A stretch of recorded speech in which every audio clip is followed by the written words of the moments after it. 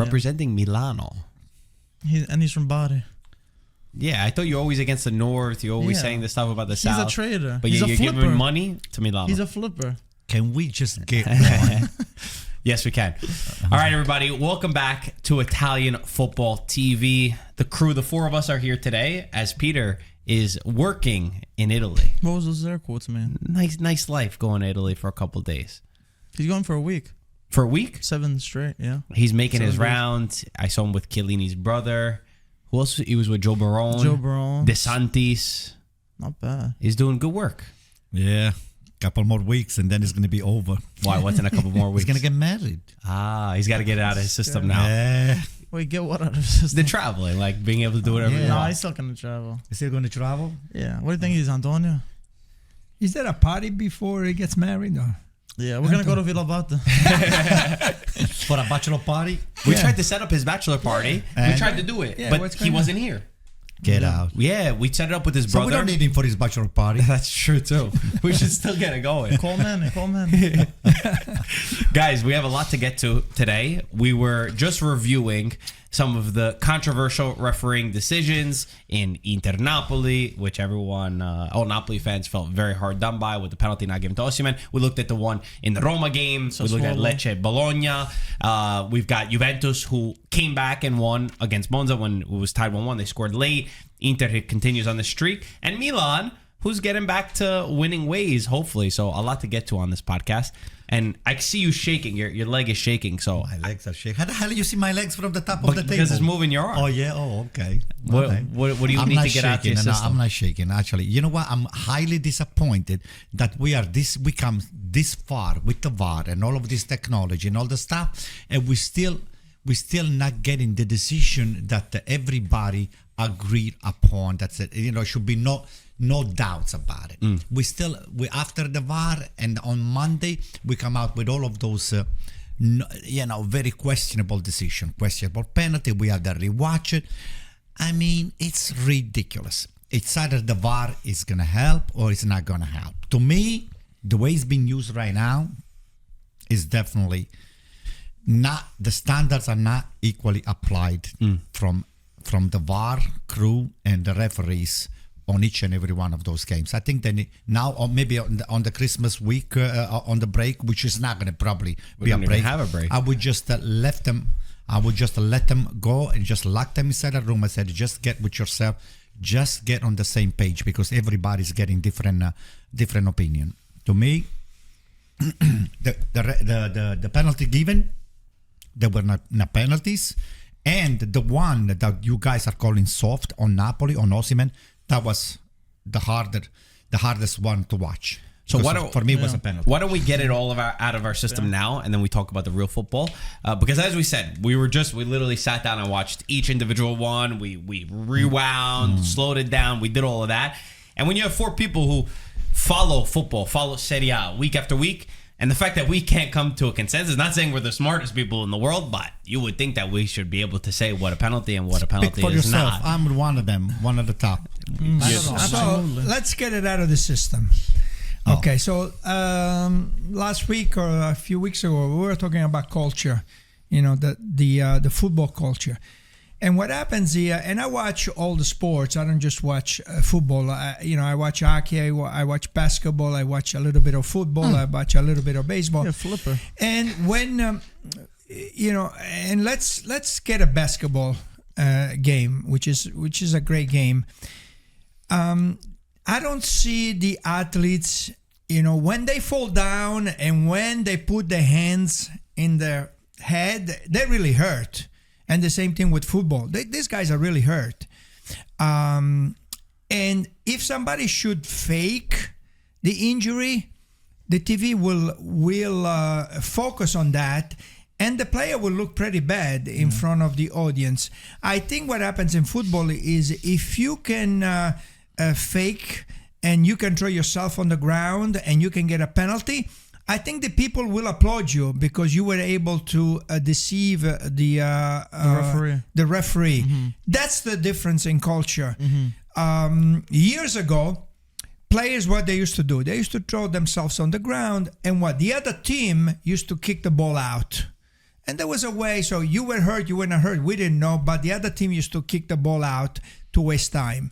So what did Sir Ferguson said? Before the game, he said, listen, we're not going to kick the ball out, okay? We will play until the referee, until the whistles. That's when we will stop. And he was criticized for that. So there were players on the ground, and Manchester United used to play, and he was criticized for that. So little by little, the culture changed a little bit. Now nobody kicked the ball out. We knew that nobody was going to stop if you threw yourself on the ground. So now what happens now? Now you're hurt, but they're not going to stop the game. How are you going to stop the game?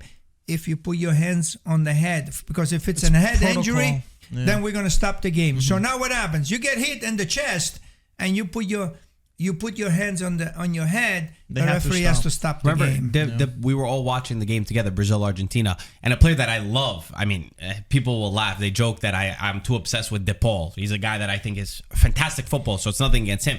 He did exactly that. He got hit in the chest, nowhere near his face, and he got the Brazilian player, I think it was Bruno, right, that got sent off, the midfielder from Tottenham. He got him sent off, and it was a red card, and he's out of the game. So those are the problems that we're having. And I see it, the more that I'm watching the game, you'll realize a player who, he'll stay on the ground if he's in the pitch. But then there's examples that I watched this week in Serie A. If he's off the pitch, he's up in 2 seconds because he knows immediately that he needs to do it.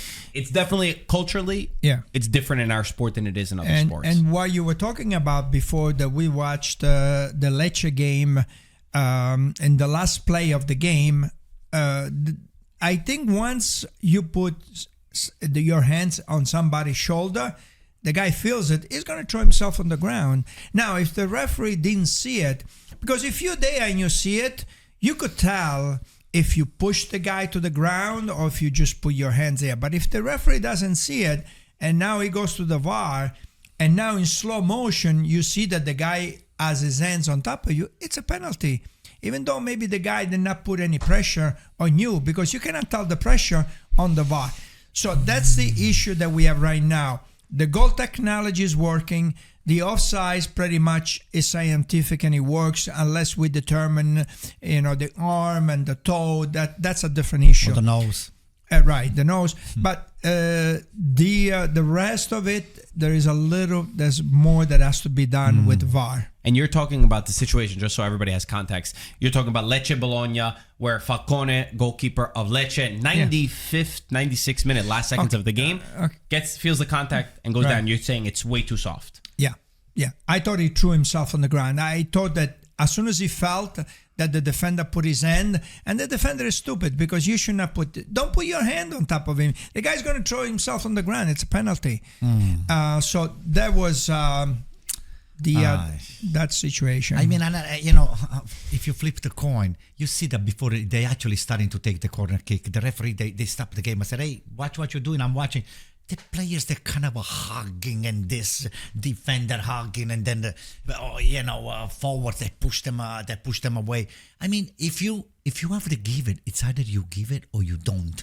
I mean, that stuff is very, very, very, very soft. Just laying the hands on top. It's either you do this with the motion, and then you give it to him, but it has to be a clear motion. They said, hey, I'm pushing you.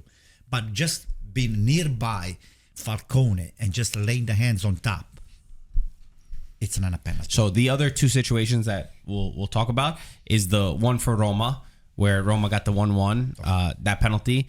That, for me, again, it's super soft. When you're watching it back, Christensen, right, is the one who wins the penalty. And it seemed like he stepped on who was the Roma player? Christensen. Sassuolo player. It was a Sassuolo player. It seems like he stepped on him, and I really don't think that should have been given, especially this day and age with VAR and stuff. I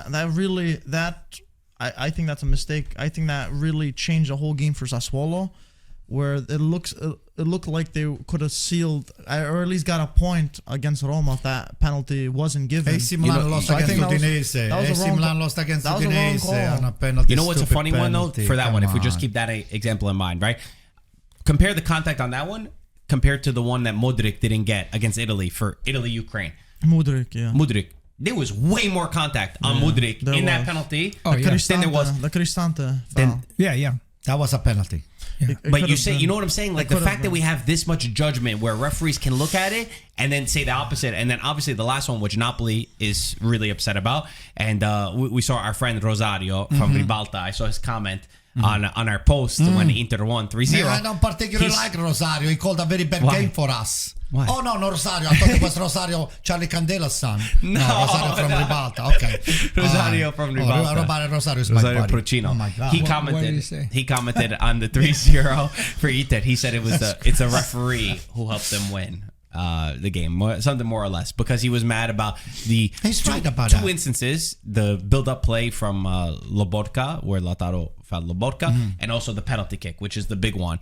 Because how do we giving those two in the same exact round? We're giving the Bologna one, we're giving the Lecce one, we're giving the Roma one, and then Osimhen is not given a penalty. If those were penalties, Osimhen should get 2 penalties for that. Osimhen could have tied the game. The game could have gone taken a different direction. I agree with that. Sure. Rosario is right, 100%. So you say it was a penalty? Nothing to do with No, I say that if you give the Roma penalty and if you give the Lecce penalty, you have to give it to Napoli. Then that's a penalty. At least do it evenly. If you're gonna do it. If you're gonna play it soft, play it soft. So I agree with it. Tougher, I'm good with them not being given any 3 of them. But this is where we get it back into interpretation. Because if I was a referee, I would let a lot more play than the referees do today. Because once you slow it down, it starts looking bad. We even had Giuseppe Rossi on our show this weekend for Paramount, and he was like, "Oh, but I'm a striker. So for a striker, I'm leaning towards that being given. If you're a defender." You're like, all right, no, I don't want that to be given as a penalty. So, but Gralla said it wasn't a penalty. Yeah. Again, open to interpretation. The fact that we can have so many people just disagree, to me, seems like there should be a problem. The rules are not applied equally, and they're not that clear. And in Italy, when I watch a game in Italy compared to, I've been watching a lot more Premier League lately, the game, it's so much faster paced because they're not giving soft fouls. Right. They know that they have to get up. They know that the players have to get up. And we love to promote Serie A here. But if we take an honest, objective opinion, in Serie A, there are way too many fouls. The game does not get played at a motion that I think ends up hurting us once we go to Europe. Because in Europe, as we've seen, a lot of things are different. No, they're not calling anything. They let the game go. And especially for the defenders, I think it's tough. I think that's the biggest transition for defenders.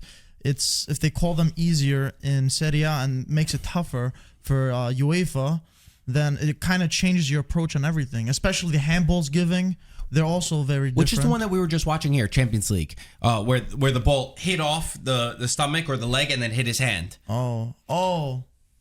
Listen, was it a Manchester United game? No, that was a Napoli game, the Napoli International, the game Napoli Real Madrid. No, I think it was I don't think it was Serie A related. I don't think it was a Serie A game. There was a call recently, where we were waiting for the explanation of it. Penalty. The penalty I think it was Manchester United, Galatasaray. I thought it was, where we're like, all right. Then they said the arm is extended, it's in an unnatural position, blah, blah, blah, blah, blah. For me, that was never a penalty and it was last week. It was just recently. It was this weekend. It was this weekend. We're watching the Champions League. Hey, this is what I wanted to just throw this thing here on the floor. I know you guys are going to laugh about it, but this is what I think. We've been bringing this on the EPL, they don't call it. You go in France, they might not call it. In Italy, they overcall. They make all of those calls that way over the top. Why don't we we pay referees, we pay them a good fees, but Italian referees, let them go referee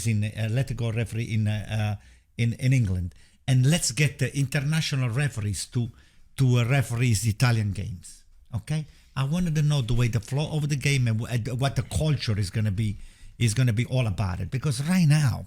So you're saying bring foreign referees? Bring foreign referees. That's what Greece does for the top 4 teams. They require non-Greek referees, so they get a lot of Italian. Massa goes there a lot. The Rocky goes there. You pay them the fees. You pay them the more of because they don't want any bias. PSG Newcastle. That was the game. PSG Newcastle in the last minute. Right. I just found this. But Mbappe scores the penalty. That's it. Which also changes the fate of Milan, because Milan could have been okay with a tie in the next match. You see, here you go. We should have no even doubts that some of those referees, for example, they might be secretly But You in know, Champions League, we have that though. yeah, but this is not the Champions League. What Okay, I but in said, Champions League we why have the don't same- we have international referees just interacting with the different leagues? Why do we have Italian referees making the calls and in the VAR at the same But Anto, time I don't- making those calls? I think it's more of how the referees are taught rather than their nationality. No, Mike, no. It's not that.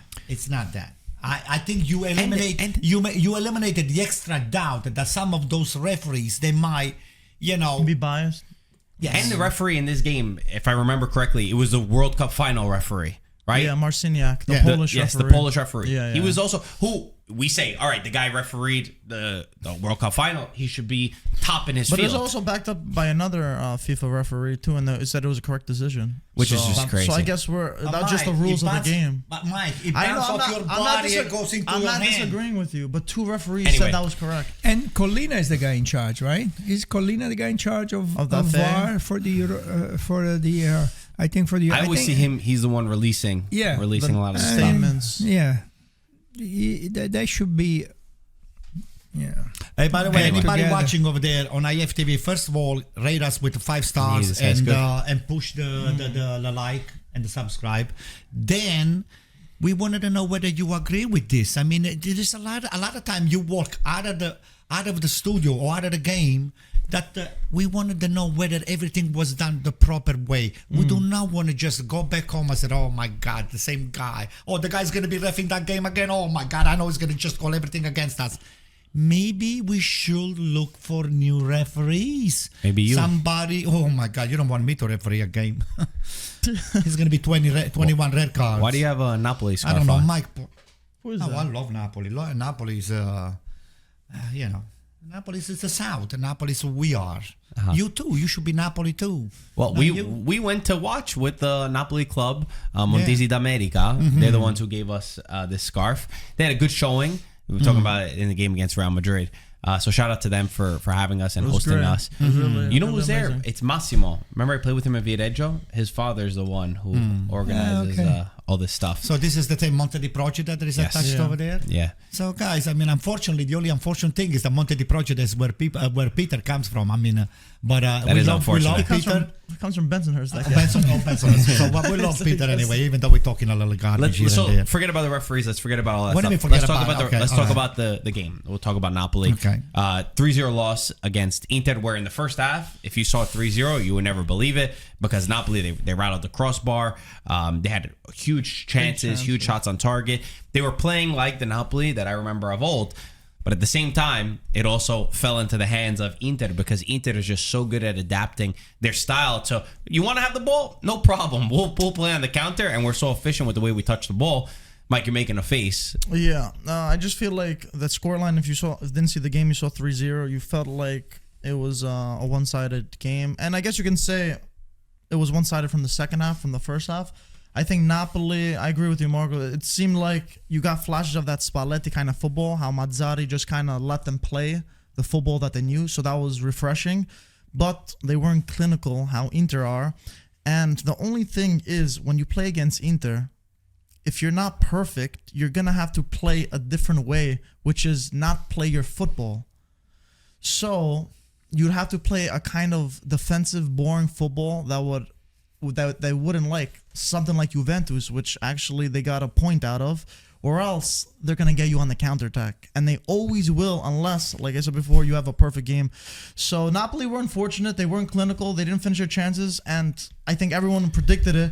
Now it's Inter going to score. It's only a matter of time. And that's exactly what they did. What's very funny about what you said, too, is when you watch the way that Juventus also conceded their goal to Inter, it's when they were pushing forward, which is not in the DNA of this current Juventus side. Usually they score 1-0, they tidy it up. And then as the game, once they had the 1-0 Inter, well, they've shown they could come back into matches, but they're also really good at managing moments. So once Napoli started to spread itself apart, and defensively, okay, we could say everything about how Napoli played. Defensively, they're all over the place. Very bad. They're atrocious. Very yes, bad. they're missing 2 left backs. They're playing Nathan, right? They have Juan Jesus that's in the defense. But it should not be this poor defensively from their side. So they also deserve to lose for the way that they defend.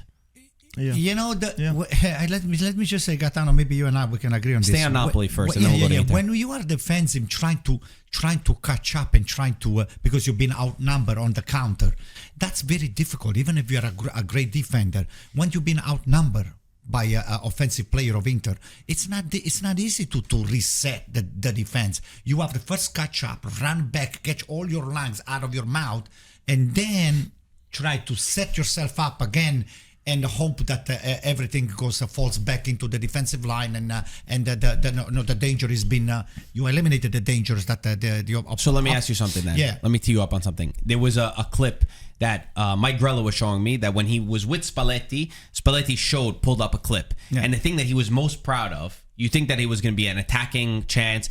It was a counterattack where Napoli were up on a corner kick. They got caught out on the counter. And he had 10 men run back to get the ball. So you're saying that they play up on the pitch. Yes. But Spalletti's Napoli always was defending much better than the current one. Yes, but again, struggling to make up the ground for you to be in the position to defend, it's not going to work all the time. AC Milan got caught 3 or 4 times. A lot of people that they played against Inter, they're always getting caught by the same kind of a mistake. You can have an attacking team that 4-3-3, even if it comes 4-5-1 when you're defending, it's not going to work. At some point, something is going to go wrong. You know, Napoli was very unfortunate not to have scored on the big shot from outside. Elmas was the first time, and Politano. So, I mean, the goalkeeper is there to make the save. And Sommer did make the save. To stay focused on Napoli, what's something that's really interesting, I don't know if you saw this either, Napoli at home compared to away is completely different. It's 2 different Napolis. Napoli at home sit in 17th place in the Serie A, 16th or 17th place, I can't remember, only 7 points earned. Away from home, they sit in first place. How do you even explain that difference? Wow. I don't know if it's the approach to the game, if it's the pressure that they feel when they're home. I'm not sure, but I can tell you that on that goal that Barella scored, they had 4 players on the side, and Barella was right on top of the area. He was all alone. He didn't have anybody around. It was like training practice. Yeah, but I mean, how do you give so saying. much space? And then you always must have somebody in the middle in front of the area. Always. Somebody's got to be there. When you defend, that's when most of the goals have been scored. Ostigard was somehow in position, but then he kind of was shy. He put his foot out. Barella he had a lot of momentum too. Barella he gave was him a coming whole in. freeway to go. Yeah. I mean, he scored unbelievable. It was good, but you can't give him that space. The skills and the speed at which he did it without losing control of the ball was unbelievable. But I think I would say more about the defensive mistake was a Barella greatness. I seen Barella. But if you had a player in front of the defense there, he wouldn't have done it. No, he would have stopped the ball. So you were texting in the group because I know you guys watched the game in the city, but whatever, you had duties to go through. You guys had other concerns. They had to go see the Christmas tree, the Christmas lights. Just to say hi to the Christmas tree. They're here from Italy for a couple of weeks. So I know. You guys act like tourists. Like we don't live in New York 24/7. That's right.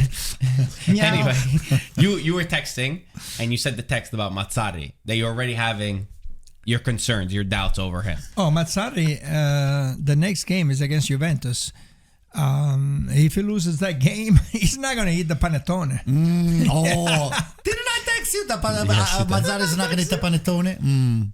Come on, he's had a tough schedule to come in. He's had no time to train the team. Then he had the Champions League, Real Madrid, Atalanta. That guy's got to pay his rent. He just got any job he can get. He's got Juventus coming up. Then he's got an important game against Braga to qualify. So it's not easy. But I mean, once you start off the season on a bad foot with Rudy Garcia, you're always trying to play catch up. Let's focus on Inter because this Inter side is making the extraordinary look very ordinary. And I know you're going to be mad at me for the way that I praise them, but I really don't care. The fact that in the last games they played against Juventus, one of the worst performances I've seen from them, yet they were able to grind out a draw in Torino, shows their strength.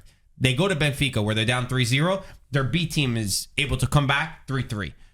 Now they play against Napoli in Naples with all the pressure, with the new coach. without 3 center backs because Bastoni's out, Pavard is out, and a few minutes into the game, De Vrij is out. They put Carlos Augusto in. And they win 3-0 in Naples. That makes it look, again, simple. This team is so strong. We've said it before, but they are now so professional. That's the word that I keep using. They fixed the mistakes that they had in the past, that Inzaghi, where he always had to make the same substitutions. They're always the same guys had to come in. He sorted that, and they're unstoppable. Like you can afford when you have Frattesi on the bench, when you have all of those. You have a national team sitting on the bench for Inter. It's not that that's whoever is missing over there.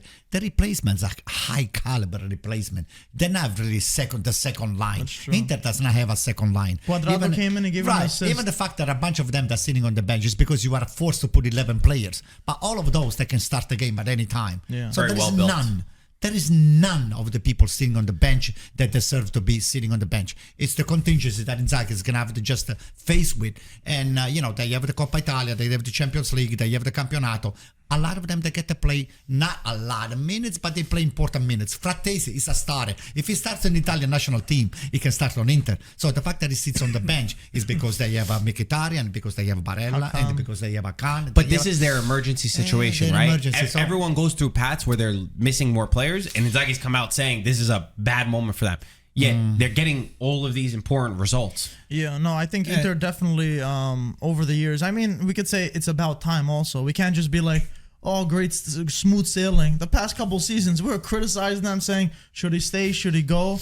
And now the team's only been getting better, you can say, based on paper and based on their bench and based on perfecting the squad. For the most part, they kept their core, right? And they only replaced them with better substitutions or players that left, brought in good players and stuff like that. And I think Inzaghi really found his footing with this team. And I don't think he's going to mess it up this season. I think he knows that if he doesn't do what he's supposed to, he's getting the boot. But you say the core remains, but for most teams in the world, you lose your starting goalkeeper, who was unbelievable. You lose your starting 2 center forwards because they lost Lukaku and Dzeko and Onana. That could hurt a lot of teams. The replacements that have come in have also been amazing. The replacement, I mean, Summer has, I don't think, for the most part, he hasn't, not as gifted with his feet than Onana, but he's a great shot stopper.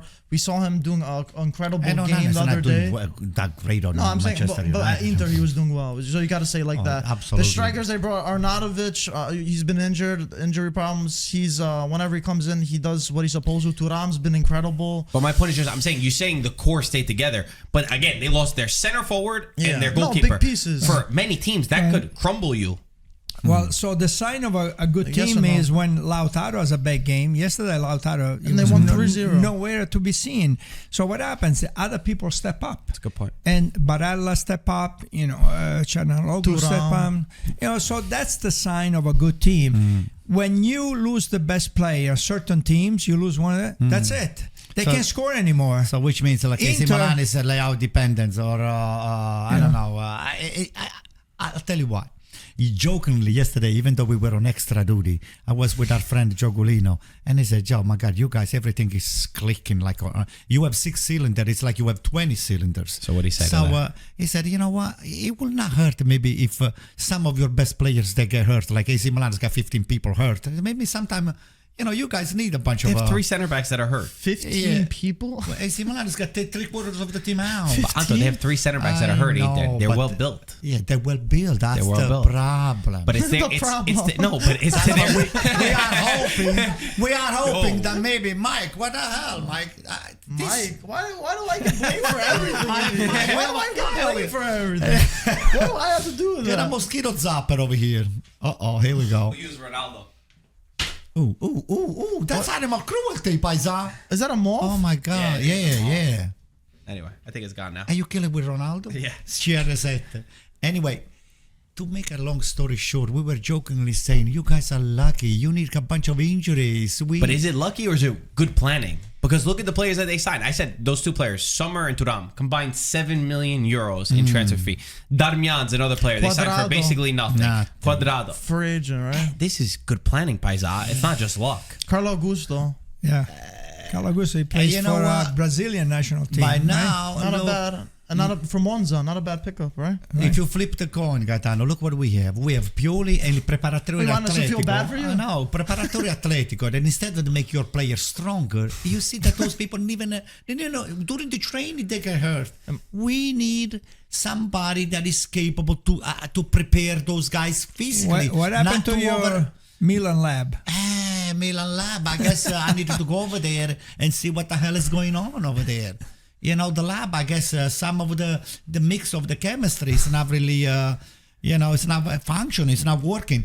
I think we are over preparing those guys. You need them to give them a break. You need them just maybe to do a set of exercise. They're not that tasking. Those people are really on the field with their tongue out. Listen, the difference is Marotta. Marotta knows how to... Marotta is not a preparatory Atletico. Marotta knows how to buy players and not spend a lot of money. You guys, you want to play in 3 different competitions, with Giroud, who's 34 years old? Yeah. What's wrong with Giroud? I thought he was 36. Probably. 36 years old. You want to play He's going to be 37. He's going to be 37 soon. You're proving this point even more. He's 37 already. 37. Yeah. How can you play September, with 37.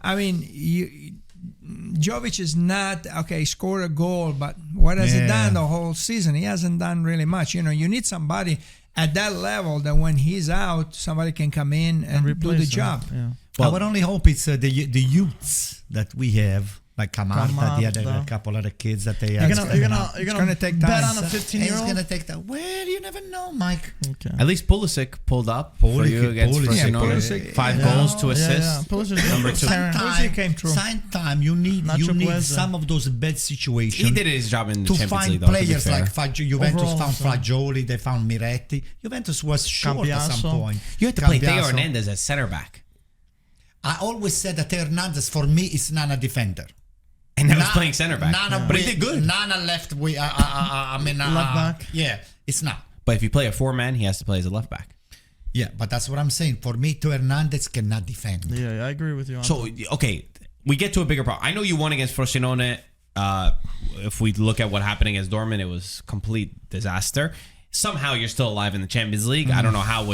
I think you only scored 3 goals in the entire competition. You sit in last place, yet you could still go through. You need some help. You need Dortmund to beat PSG at home, and you need to win your game. And a prayer. Obviously, a little prayer. I go to the church again. But Maldini came out with an interview that I know a lot of Milan fans were also upset about, timing-wise, that he's coming out and saying this. I feel like Maldini waited a fair amount of time. And also, Milan, you guys have been in not the best situation of all time, even though you're only 4 points away from first place. So maybe it's not, or 5 points. 6. Okay, before the Inter game, you were 4 points. Okay. So you're 4 points from second place. Okay. We'll say. Sorry. He came out saying that a lot of the decisions that he wanted to make, signing players, he gave the examples, Leao, Tonali, he said, Benacer, Theo Hernandez, were all ones that were questioned when he made the signing. But he needed time to be able to see the development of these guys. And now look at where they become. We say top class in each of their fields. Tonali sold for 80 million. 5 times what they bought him, whatever it was. This decision of losing Maldini, do you think it has some bearing still? I definitely believe that Maldini is the only capable guy. Not with Massara, where it was next to him. Furlani. Maldini, I think with Ibrahimovic, those 2 guys, they could have been the perfect fit for AC Milan because they recognize a talent right away. You don't have to have the guess. Maldini to go to Theo Hernandez, to go to Spain and ask the guy, hey, listen, why don't you come and play with us? The guy, when somebody of the caliber of Maldini comes and knock at your door and you open the door, you see Maldini, say, oh my God, Maldini came to talk to me. I'm going. So they might actually take as a challenge. And even on the salary wise, they might just say, oh, you know what? Even if they offer me more, Maldini's coming to call you, you better go. So that's what I'm trying to say. You need the caliber personality, people that they made the history of the soccer, people that they know to play soccer, people that they won. Maldini has won just about everything except for the World Cup. And when somebody like that calls you, that phone call has got a weight. It's got a very, very, very weight. If Mike calls you... And I said, hey, by the way, we're thinking about you. I said, how are you, Mike? My name is Mike. I said, get the hell out of here. Thanks, Not to Anto. take Mike anything who? away from you. Don't make me say it. But anyway, what I'm trying to tell you, Maldini is going to be missed. So if I was in the position of Cardinale, I will say, listen, sometimes you have to hit your pride and say, you know what, Paolo, I'm sorry things that went wrong, the way we talk, we approach the situation. But Mr. Cardinale, please listen to me if you're watching the podcast. Just make a phone call to Maldini. It's Christmas time. There is forgiveness. So just, you know. Or Zlatan. What about Zlatan? It looks like Zlatan's going to get brought in. Zlatan can do it. Even Zlatan can just talk to the guy and say, listen, invite Paolo back. Maybe things, they're going to start to gel. So, are we overreacting a little bit with Milan season? Or do you think some of these talks from Maldini, what he said to the media, they're all been affected? His departure have all been affected? No, I've said it from the beginning. To me, that was a big mistake to let somebody like Maldini go, because the guy is not only was one of the legends, but he's a gentleman, and so he also knows how to approach the great players, and they all have respect for him. I mean, you saw it when I think it was in the Champions League when Maldini stopped for an interview to just say a few words. And players like Henry and Richard, they were like, "Oh my God, we have Maldini here." They were all bowing to him. The guy's a legend. So I think that that would have gone a long way to have him on your team. Mike, overall, Milan season. Obviously, Champions League, they were in a very tough group. Where do you evaluate so far? It's disappointing to me. Just yeah, they made some improvements for some players you can see on paper, but lackluster, not good enough, and a lot of players. I think Pulisic is probably the only bright spot in terms of the players that was brought in, and I think they still didn't fix their biggest issue for striker. They brought in Jovic, and I don't think he's an adequate replacement. Playing someone like Giroud, I've been saying this for months. That older striker like that, you can't rely on him. You did say it in August. Yeah, so it's gonna be a tough season. I think their only hope is for them to make top four. I don't see them being close to Inter when May comes. This is not our year for definitely not to win. We don't look strong enough to win. But I see Benacer coming back. I just hope he's going to be healthy. Yeah. I like Reinder, the way he's been playing. Yeah, it's not the quality that we had with Tonali, but I see that a lot of volume. It's a lot. Let me ask you a question. Yeah, I like Musa the way he's been playing on and off from time to time. I think this is going to be a difficult Go question. ahead. What is the project for AC Milan? Where do you want to go for AC Milan? What's the project? Champions League and the Campionato. We want to win both. You want to win. You want to win the Campionato. Yeah. And where do you want to be placed in Champions League? What do you mean? Where do we want to be placed? We want to win. You want to win the Champions League. So what's the time frame? Be one of the 2-3 elite. years, couple of years, 2-3 be years. one of the elite teams again in Europe. Yeah, we are. So you're competing with Real Madrid, Barcelona, PSG, Man City. Yeah. We're not that far off from them. We have a couple of players. You're not far off. Yeah, a couple of one or two defenders and a striker. That's it. Come on, two defenders and a striker. We have an incredible midfield. Listen to me. You know, please. We have an incredible midfield. We have an incredible goalkeeper. Yeah, incredible. Offensively, we need one more person, and defensively, we need two center Ds. Okay, 2 center defender. We need 2 pure center defender. Okay, Tomori is not as strong as what you guys think. Tomori is not Nesta. Tomori is not Colovati. I'm sorry, Tomori is not Costa Curta. Costa Curta was. I told you that. I didn't like your defense. Calabria you need a new right back. Defender. That's why they don't even put him. So on now you just named defense. 4 players. So you named half your team. Thiago is not that. Thiago is not a great defender either. Keep going. So I said 2 defenders and 1 striker. That's no, what we need. you need more than that. You just said you're right back, and Theo, you said is not a defender. So that's 4, right? That's your whole back. No, You it's 5. change the formation. Put the You go with a 3 defenders. That's a different manager. That's a whole different thing. You get a different manager. So it's more than a couple. Who's your pieces. number 10? AC Milan has a history of number 10. Yes. Starting from Gianni Rivera to Kaká And who's your number 10? But to be fair, who's really a 10 these days? Well, we lost. Jude is like the only real 10 there is. Let me tell you something. We lost Brahim Diaz to And even he Becker plays because on, we had to give up on him for Real Madrid. But I can see Benacer become a number 10 because Benacer is great coming out from the change defense. the subject. So wait a moment. No. Listen, I will Listen. put Reinders because The number I will 10 put Reinders as a defensive midfielder. Number 10 is Dybala. That's a number 10. And we don't have Dybala on AC Milan. Somebody, from your history of number 10, you need to buy somebody I wanted to at that level. Benacer as a 10. At that level, you tell me Benacer. What are you crazy? You wish you had Benacer. Benacer is I one of the said top that's not his midfielders. position. He's not a number 10. Listen, Hernandez is not his position to play left defense, but we play on the left. We're getting completely off subject now. Off subject. The only thing that I would add to this, I think Pulisic has done amazing. I love him. I'm very excited. I love the storyline. I love that he's getting consistent minutes. The thing that I want to see from him more is in the tough moments, in the tough games, when it counts, I want to see him be the leader. I see him doing really good. He's doing good against Frosinone. He's done well against Bologna, which is important. But what I'm saying is in a game like Dortmund, in these Champions League moments, when Leao is not there, when the focus is down, I think he has the ability to be that guy, to be the world-class player, to say, I'll lead the way. So far, I've only seen it in moments when everything has gone well. Pulisic has played very good. I want to see when Milan's not playing well, I want to see him just grab the team. I know I'm asking for a lot because it's only a few months that he's in Milan. I just think that he has the ability to be able to do so, and I want to see him go for it a little bit more. Let's move subject. You brought up Dybala. Dybala goal, assist, but he did technically get it for Roma. They won 2-1 away from home. Difficult match. Sassuolo went down to 10 men. Bologna made a stupid tackle. I mean, his team's up 1-0. I don't know why you ever make that tackle and you put your team into 10 in like 65th minute, whenever it was. Roma, if you check their numbers, the last 11 games, I know we've criticized maybe their philosophy, if everything is aligned. Jose Mourinho was pissed off. He's always pissed off, but he was pissed off also after the match. The last 11 games, only Inter and Juventus have earned more points than them in that time frame.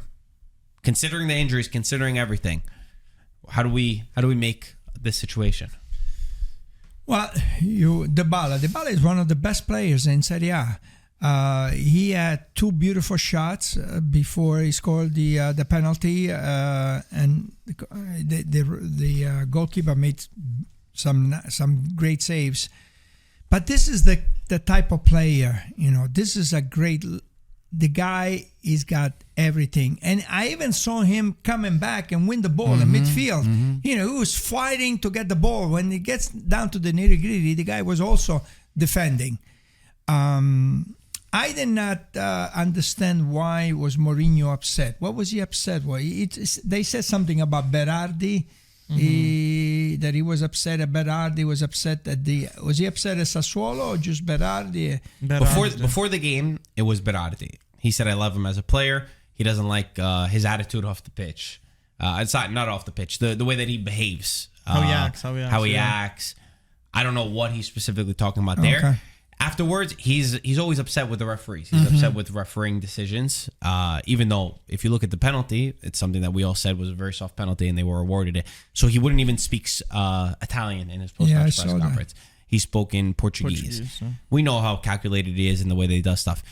To fight with this team, Mike, you brought it up a few times. You said he needs the best of Lukaku, he needs the best of Dybala, he needs the best of a lot of players. Right now, And the referee. he's in the moment of getting that, right? You see the way that Lukaku opens up the space even for the goals, the opportunities, the chances. This is the best of them, so we're starting to see that.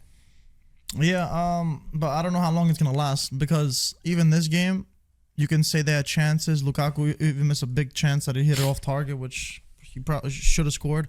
But I was watching the game, and honestly, if Roma didn't win that penalty, it didn't look like they were gonna not even win, but tie the game. And I think they got a lucky break from the referee that they got the penalty and gave them that motivation to get that winner. But then again, in football, every team's gonna get their lucky breaks and so on and so forth. And they capitalized on getting the 3 points while a couple other teams by their standings didn't, so they're getting closer to that top four over there. To be fair, though, I just checked it up just to make sure I was correct. They've scored 27 goals in the season. 13 of them, almost exactly half, have come in the last 15 minutes of play. So they've definitely been a team that builds into it. So, yeah, if they didn't get the penalty, okay, we never know what's going to happen. Yeah. But they've shown to be a side that they get better in the last minutes. The character, the spirit, the intensity that Jose Mourinho, we've said it for years over here. Maybe you want to take away the style of play. You can never take away the spirit that he brings to his teams and the character that he's brought to this Roma. Yeah, no, it's fair. But I did think Sassuolo were playing them pretty good. I think Dionisi did his homework against Roma, and it really showed. And, individual errors like that red card, it must be said, you're playing a man down, so it's going to be much tougher playing with a better team than you, and you're going to have to sit back and defend. And another individual error, you get the penalty, which I don't think it was a penalty, whatever the case was, but things sometimes swing in your favor, and whatever, good for Roma. You gotta do what's on your plate and finish the chances. But I just don't know how what's the word I'm looking for? I don't know how well this could keep going on. I don't know how. You don't see the foundation? I'm trying to find the word, but Can you do that consistently? Yeah, sort of. Could this keep working? Like for Inter it looks like for Roma. What about for it's more Juventus? like. Would you say that for Juventus? Yeah, because Juventus are playing in a different field because they have the luxury of playing with not playing in Europe, so that helps. And they also have better players than Roma on paper, so that definitely gives them the upper edge overall. But for Roma, you need a few more key pieces in terms of they do have a lot of their top players are injury prone. Their playing style isn't the best known around, and overall there's a lot of question marks of how they've been through the season. So I'm interested to see how they're going to end off. Also in Europe, by the way, their draw against Servette was disappointing, the 1-1, because now they too have a difficult situation where if you finish in second place in the Europa League, you have to go through and play a team from Champions League. And I know Jose's come out and said they're the ones that need to be concerned, but if you play a team that comes down from there, they have so much more quality than most of the teams have more quality than a Roma do. So it makes it life even more difficult when in their group, for the way that they've played, you would expect them to be able to go through and to be able to push forward. So those aspects are difficult, but I've said it from the beginning. This Roma, on paper, is not a team for top four. If Jose gets them to top four, it's an incredible achievement, and I'm standing by that. I don't care what people say about how this. So what's their goal? So what's their goal? For me, get to Champions League. Yeah, top so four. If they don't, so it's not successful if they don't make top four. For you. So what do you do with No, I don't Mourinho? think- So what's a successful season and not a successful season for Roma? Top four is like Napoli winning the Scudetto last year. Right. It's something that if That's right. all the stars needed to align. That's embarrassing to say. Listen, Okay, with no, with but hold on. Let me Abraham, explain. with Let me Abraham, explain. That's Hold not on. embarrassing. Let me explain. To even say. But is it not the truth? I wouldn't say it's that much of an You need- accomplishment. you know I think why? it would be a very good. I wouldn't Because say you it's need an you incredible need other season. teams. You need other teams to To not mess up. Yeah, you need Yeah. other teams to not perform like a Napoli or a Milan. You need one of them to fall out of the top four because they're much better than Or you on Juventus paper. too. Or whatever. Either way, you need somebody to do bad, and you need things to all work out in your favor. Hold on. Is Inter better than Roma? Yes. Okay. Is Napoli better than Roma? Yes. Okay. Is Milan better than Roma? Yes. Okay. And then you have a couple of teams. That you can Juventus. fight off. Atalanta What about Atalanta and Lazio? and Fiorentina. And Fiorentina. They're all Those pushing are, too. Those are another three teams. that are competing for. Did I say Juventus? Yeah. Oh, I didn't no. say Juventus. No. It's So four. I said Inter, Milan, and Napoli. What about Juventus? So there you already have the top four. So if they go over top four, you're talking about four top teams that at the beginning of the season that we all said they were going to be better than Roma. Okay, so what? So that's accomplishing. That's over accomplishing. Okay, so what happens if they don't? Is it a failure? No, because we place them where they belong in the first place, with fifth or sixth. That's not a failure. Listen, Mourinho's project is over. So Mourinho goes to 2 finals last season. This season, if he doesn't go to final, he doesn't get top 4. What is that? Going Mike, down from No, last we season? said that a top 4 is over accomplishing. No, I get it. So this season, if you how got we if you're realistically fifth put place, I think that Fifth that's where would they be- belong. Yeah, fifth, Probably that's where they belong. fifth, sixth. I think what it'll come down to though at the makes- end is makes just me think. understanding the project, understanding the idea of Right. how can you go forward financially, where can Roma actually spend? Or do they have to keep going down this route of buying injury-prone players because And that's hoping that are more quality, but you're betting on and banking on them not being injured, and finding talents from the Primavera like they've had to do so far, and then balancing those with your expectations of league football. You know what I think Marco is right about Roma? I'll tell you the reasons why. You have to wait until the December, the January transfer season. If Napoli let go of Osimhen, a lot of people, they say, like you just said it, if they let go of Osimhen or a couple other players, Why would because they do the pressure for a lot more money. But you're talking that's not going to happen. I'm talking reality. You're not talking reality. You're talking make believe. Kvara, Who else you think they're going to leave in January? Listen, I have a bridge to sell you. wants to monetize. I have You a really bridge to think sell they you. care? I don't care. Listen, That's not going to happen. I'll tell you what. Anto. I think Roma, they have a shot if they get Abraham healthy, and if they get back some of the defender that Gaetano was naming. And if Batistuta comes out of retirement. Batistuta. I think, listen, it's the only team to me with Fiorentina that they can challenge the fourth place. Well, to add to that And point, a massive failure from AC Milan or Napoli can just allow them and facilitate their move into the spot. to add to his point, I just checked the score because we're filming this during the game. 3-0 Torino against Atalanta. Oh, boy. Finished. Zapata 2 goals. Oy. So not good for Atalanta Spirit. They were just coming off a really good week in Europe, right? Finished first place in their group. We thought the balance of the way things are. It's a very difficult league this year. You're seeing those teams even at the bottom that are able to fight. Let's talk about Fiorentina as well. I had a couple things on Fiorentina. Obviously, good win, 3-0. Salernitana. Beltran scored finally his first goal in Serie A. Still those same issues with the number 9 on who they should get, who they should not get. Only 2 goals combined between Nzola and Beltran up top. But they find guys, maybe, hopefully, they can start adding in positions that haven't been scoring. Sottil is one guy. 2 years, he hasn't scored for Fiorentina in the Serie A.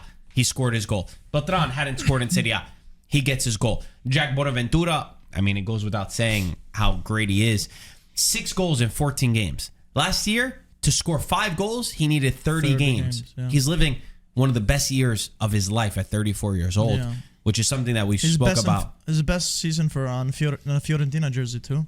Which is where it's incredible that they're able to achieve this by finding different players in different positions where they don't have an out-and-out number 9 that's leading them every single year, yet they're able to compete and to push for the top spots. How many goals did Fiorentina score up to now, and how many they conceded in comparison to They have a very good Inter? goalkeeper, believe it So or not. Fiorentina have scored 23 goals. They've conceded 17 in 14 games. Inter have scored 33 goals, so 10 more goals, and they've conceded 7 goals, so 10 less. So the difference is 10 and 10. Yeah, That's a big difference. Yeah, That's a big 17. I difference. think that's the where, because if you don't score, if Nzola doesn't score and Beltran doesn't score, if you get a good defense, because they are in 5th place right now. I think they're in 5th place. No, they're not 5th. Just below Roma, 6th, I believe. Technically, they're in 6th. They're 1 point behind Napoli. Okay. If you take the 10 goals out, that's another 3-4 points. For sure. And you're right there. Hey, they lost game. They lost easy game. Fiorentina at some point they were third almost. What they've always, if you look their games, besides maybe the match against Inter, Empoli, I think is the they only lost- one they that lost they at didn't home with dominate. Empoli. Right? They might have lost, but the game against Inter is the only match that when you watch them play against the big teams, They play they well. always show up. They They play play well. football. They play that Yeah. style that we love to watch. They're the kind of team though that we always talk about. They play up to their opponents, but then when they play a team that's less quality than them, that's where they struggle a little bit more. So they're just one of those. They're like that. I don't know. But they're also balancing. I think that the way that they're balancing these competitions lately is amazing. Oh, that's true. With Conference League, they're on track to get first place again in their Conference League group. They've been getting better for that because the first time they qualified for Europe, it's very tough for a team like Fiorentina, a team that hasn't been in Europe for a long time, Extremely. to bring that back and now consistently kind of juggle Europe, just like kind of Atalanta. How they were. It's really interesting to see and really have those players for all those fronts. You know what I love about them too? And it's not a stat, it's not a metric, it's not that important, but for me it is important. Italiano never complains. They've had games where they've played hours before, like a few, 50 hours before, whatever it is. not a lot of time to rest. No excuses. No, Saudi would have had a whole dictionary full of stuff. Listen, which it gets you down this negative spiral of the fans already expecting a loss or expecting those kind of things. They're not the most important thing, but when you add to the already style that they're playing, for me, I love that about Italiano, and I love that about the club. listen, for Italiano to allow Amrabat to leave, Amrabat is one of the top midfielders. No, he's not. No, he's not. But he wanted- No, he's not. Let He me wanted tell you to something. Go ask leave. Manchester And he United didn't how much they like allow- Amrabat He now. wanted to leave. Maybe Yeah, he's they not don't doing well know. They over don't there. know to use it. Amrabat has He's not played. that good. Amrabat No, is no. not that good. Fiorentina is not missing In the- anything with Amrabat. In the World Cup, he in the overexceeded. World Cup, okay, he that's James overexceeded- Rodriguez. He did that. I'm agreeing with He you. He didn't do- overexceeded his expectations. There are so many His players you could look performance. at in the World Cup, in a tournament. They did great, and then they didn't That's continue what I'm saying. that. Fiorentina, he That's never where he got his performed. money. With Fiorentina, I don't remember anything. No, But he was he one never at the top in performed. Verona. It was not for 1 year. At Verona, he was Okay. better In than 1 he year, was. it was they did 3 years No, in Verona. at That he Verona, was he was So better. now at the top. we're picking apart years and performances in a Whatever. month doing really well. Sometime a change of climate, a change of management, a change of cuisine. For me at Fiorentina, I never saw anything where No, he didn't do that it. he did something incredible that I'm like, oh my god, he's so missed. And look what he's doing at Manchester United now. And the other thing about Italiano too, if I'm not mistaken, Nico did not play on Sunday. Yeah. He was on the Gonzalez, bench. right? So and that's Gonzalez, his best player. Yeah. So He knows how to manage the time player. management. He and how to- managed pretty good. Rotation. Yeah. I like it. Lazio won 1-0 against Cagliari. They also qualified for Champions League because Atletico won against what's her name? Fenerbahce? No, Fenerbahce, No, no. no, it wasn't. Feyenoord. Feyenoord. Yeah, sorry, a lot of games, a lot of matches. So they qualified also to the next round. Ciro Immobile came in, I think 23 minutes. He scored a brace, right? And Saudi kept saying we need to transfer over what we're doing in Champions League to Serie A. They got the 1-0 this weekend. He's also another one that he said he was going to reevaluate. Ownership came out and said, no, he's staying. Don't even think about it. Saudi's the man that we're going forward with. So it's not going to be sacked. No. Okay. And we're gonna keep talking about Lazio, how we've been talking about them the past time. We're not really sure of their expectations, their goals, and Saudi complaining all the time. But let's see. I don't have anything really new to add Me to my neither. already position of Me- last me week neither. with them, except that I'm happy. I will admit, I'll stand here and say I didn't have them getting out of their group in Champions League. I was scared. Yeah, you gotta give They them were the credit one. for that. I'll give them credit. They were the Yeah. one Italian team that I had nervous, not because of the lack of quality. It was not a quality reason. I said quality wise, they're the second best team in the group. I was scared at the way that they're managing competitions. I expected them to do better in Serie A, where we've seen the drop off, than I did in Europe, and I'm pleasantly surprised. Because Saudi values the Campionato over Europe. That's why. We thought. Yeah. He did pretty well in Champions League. But that's what I'm saying. That's why we're saying I was surprised. He was saying the about notion that. before. Oh. Yeah, That's yeah. what we were expecting. So, a nice little surprise by Saudi. Not bad. Did you guys foresee anything big happening during the transfer season, given the fact that there's not much money circulating in the Serie A right I think now? Juventus is going to bring in one big player. Like what? I think like a Jadon Sancho on loan, something like that. I have a feeling Juventus sees that their team, because we didn't talk about Juventus, They are one or two players away from challenging Inter, you're saying? I think that's what they see. Again with them, On what position? Midfield? for me, still in attack, they miss something. They're getting what's impressive about Juventus is I think they've had 10 goals in different places, right? They're getting guys that could score different goals. Federico Gatti, Rabiot had a goal and an assist. Each week, they're finding somebody different that's not Federico Chiesa, that's not Dusan Vlahovic, to put the balls into the back of the net, which one could be a problem. But on the flip side, they're getting guys who are contributing to the rest of the play, right? They're getting goals from all different angles, which is putting them to compete with Inter. They have the spirit. They've all bought into this. Whether you like it, whether you don't, at least there's a little bit of life with the Juventus, which last year, for me, I didn't see that same sort of spirit, right? I think that they're looking at the Campionato and they're saying, somehow we're competing at this top because we have 7 days to prepare. Inter, if they continue going forward in all these competitions, eventually they're going to have to drop off. Maybe they're one or two players away from fighting for the Scudetto long term. I see them in January getting somebody. Yeah, I think Allegri strategizing this well. Come like February when Champions League's back, that's when you're gonna start seeing Juve hustling while hopefully the tired teams around them that are coming back playing a couple games a week from Europe. I that's think when you Juve need can come somebody through. to make the difference in the midfield. You don't think Oh, they're going to be for sure. fishing? You need a big player, big time player in midfield. I think if you get that, I mean, you got Milik, you got Keane, you got Vlahovic, you got Chiesa. I think you should be able between the four of them to score To put and big numbers on top. But I think what they lack is in the midfield. Like the service part. Yeah. Like a player that connects the attack, between, the midfield yes. and the attack. Yeah. I see that too. Yeah. I see that big time. That's a player. And so need. you are seeing Juventus not fishing within the pond of Italy. They said they might go like an EPL or Spain or. I'm just looking. They're going to look for an opportunity. Juventus, they don't have They're not going to go out like they did last year and buy Dusan Vlahovic for 75 million. They're just not able to. No. They're going to look for an opportunity. So they're going to see who's got a problem at a club. Jadon Sancho has a problem at Manchester United where they need to let him go on loan, or is this player out of a contract? Who's splitting up? Who signs? If a big team signs a player in that position and all of a sudden they have to give somebody away, I think they're going to wait until the last moment. DePaul is a name that they really like. They are missing that sort of player from the attack, from the midfield to the attack, to provide you more goals from those areas and help also Chiesa and Vlahovic get the service. But again, the thing that I like against Monza, they lost to Monza twice last year in the Serie A, by the way.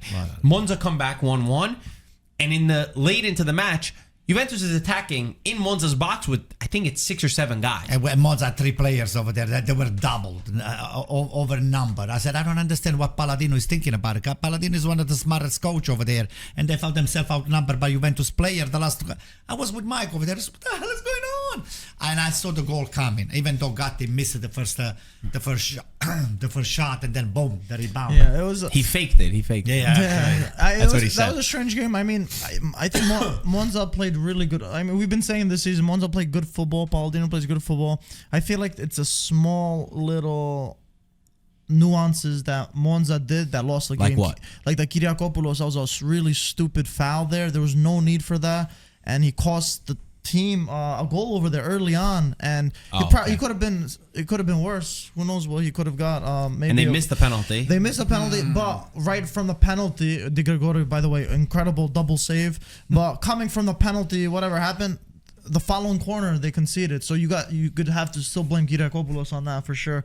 And for a Greek to say this, Oh, then wow. no, it's that true. was. I mean, that wasn't smart at all. Holding on to him, that was not. Your that other was not- Greek came up big though. Ligoyanis, right? He scored Yeah, the he free scored a kick. nice free kick, but Gotta give you some love. but then they got they conceded late in the penalty. I'm trying to help you out. But both of them don't even get called up for Greece. So What are the details was it about Monza that you think they're lacking? Because you said it's a few details. Concentration. At the end of the day, you're playing against Juventus, so it's always going to be extremely difficult to even get a point. But I think for the most part, Monza were playing that good, attacking, young football, that modern football that you like to see in a coach, like a De Zerbi, like a Dionisi, like a Palladino. So you appreciate that more. And Juve are going to play that stubborn, catenaccio kind of defensive football. And I think it was small, fine details like that Gatti got a little lucky that he swung it and the defender was already down and he got another free shot of the rebound to equalize. But I think on another day, I think Monza could have got a point. Last year, on the 2 days they did. Oh, okay, I have the answer that, for him. Okay. yeah. So Juventus, they play fino alla fine, and Monza, they needed to play fino alla fine della partita. In other words, let the game. This guy had at this the end thinking of about the this game, from last night. At the end of the game, then you relax. Those guys were already on their heads. Well, we tie the game. The game is over.